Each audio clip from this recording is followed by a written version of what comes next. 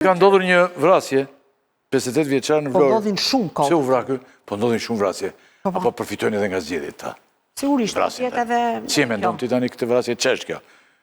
Renato Hoxha, 58 vjeç, është ekzekutuar në Vlorë. U trajtua fillimisht si një ngjarje e zakonshme, E rëndomt, u tha si është e rëndomt. Ky është rar?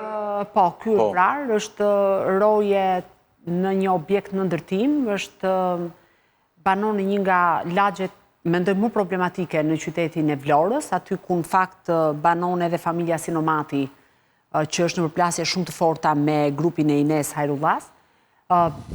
Fillimisht u tha që bëhet fjalë, ose më saktë u dyshua për një krim ordiner, por realisht rezulton një krim i mirë organizuar, dhe do t'jap detaje për këtë.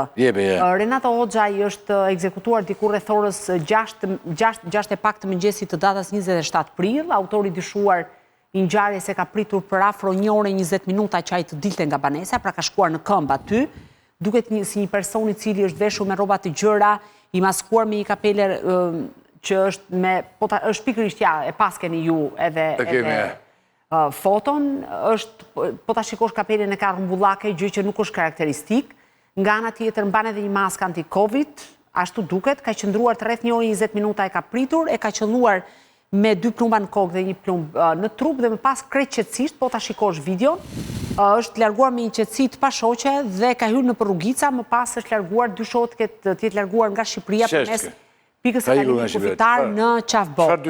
Nga pamjet filmike që janë kapur në Qafbot dhe që ka një dyshuar konkret, është një person i cili në fakt në paraqitjen fizike nuk ngjason, ndaj hetuesi dyshojnë që ai ka veshur rroba të gjëra për të patur një pamje të ndryshme dhe kjo nuk ndodh për herë të parë.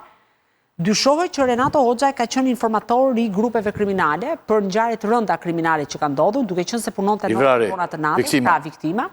Dhe mendoj që duke qenë se kohët e fundit ai kishte filluar edhe të konsumonte alkool, kjo ka qenë dyshohet që e kanë bërë, pra kanë kryer vrasjen për të mbyllur edhe gojën, që me qëllim që ai të mos fliste.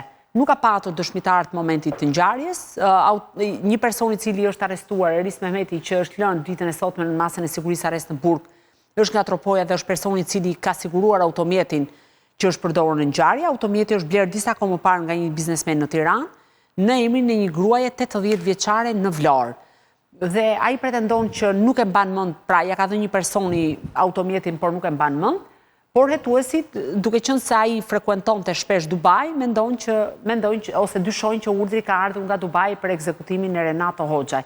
Pavarësisht se krimi ka qenë i organizuar, fakti që kanë lënë disa gjurmë, unë besoj që mund të shkojë drejt zbardhjes deri tek ekzekutori, por tek ekzekutori do stopoj më pas edhe hetimi, sepse vetëm në rast të një pendese, sa i përket urdhëruesve, kam përshtypjen se nuk do të shkohet dot kurrë.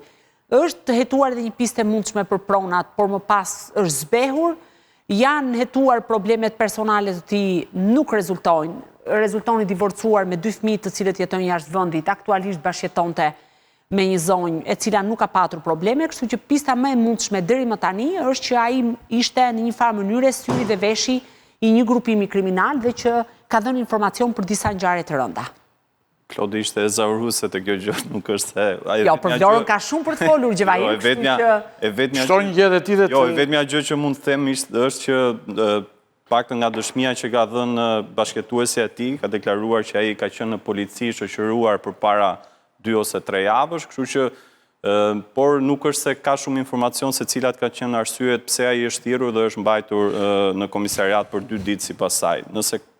Nëse policia pastaj ka pasur informacion mbi konfliktet e tij të mundshme, kjo mbetet...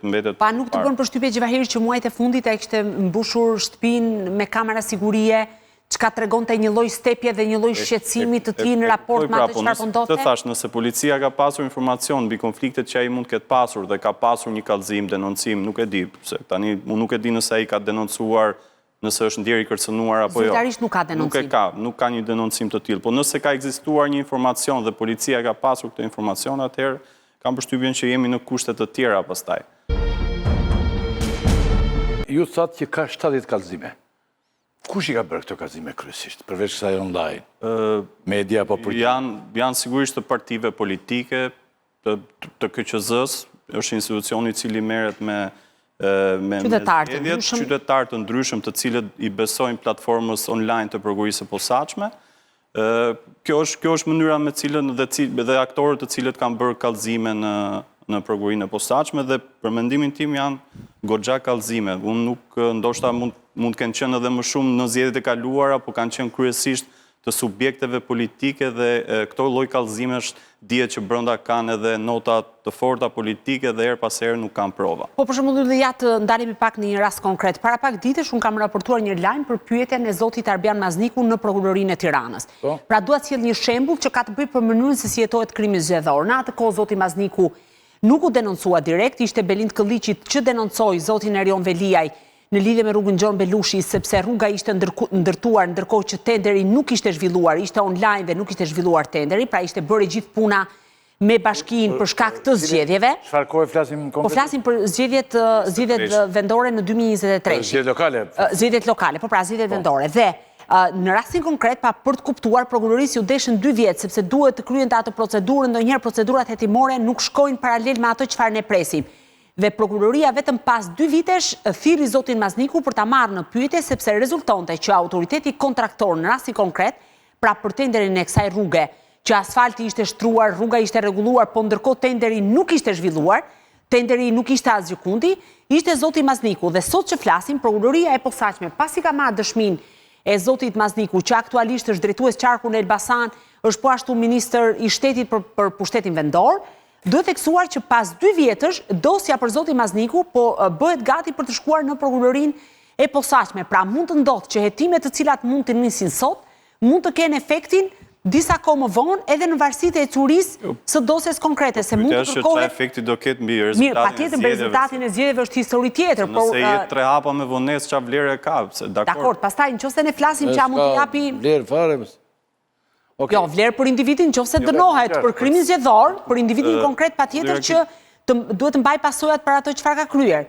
Ndërkohë që sa i përket rezultatit nuk di sa mund të ndikojë edhe po arrestua një person apo 2, nuk e di se çfarë ndikimi mund të ketë kjo tek qytetarët. Se sa i dështuar ka qenë hetimi i krimit zgjedhor më përpara. Do të sjell disa shifra të vitit 2021.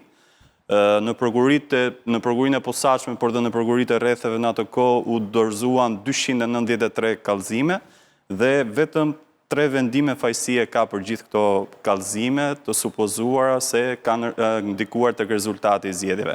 Prandaj është radha për të hetuar seriozisht krimin zgjedhor dhe SPAK-u për herë të parë ka miratuar një strategji të tillë, të shohim nëse do ketë rezultat. Duhet presim ndoshta edhe 10 ditë sa të vinë edhe zgjedhjet. Jemi një gazetar që përveç të institucionet e ligjit, punoni dhe jeni afër tyre, ju keni dhe natyrë investigative. Të 2 drejtoni ndonjë emision të këtij lloji. Tani, opozita po bërcet, tham, fort për paregullsi. Dhe intensifikimin, opozita e ka bërë tani. Duket ka dhe interesat politike që ju i theksuat,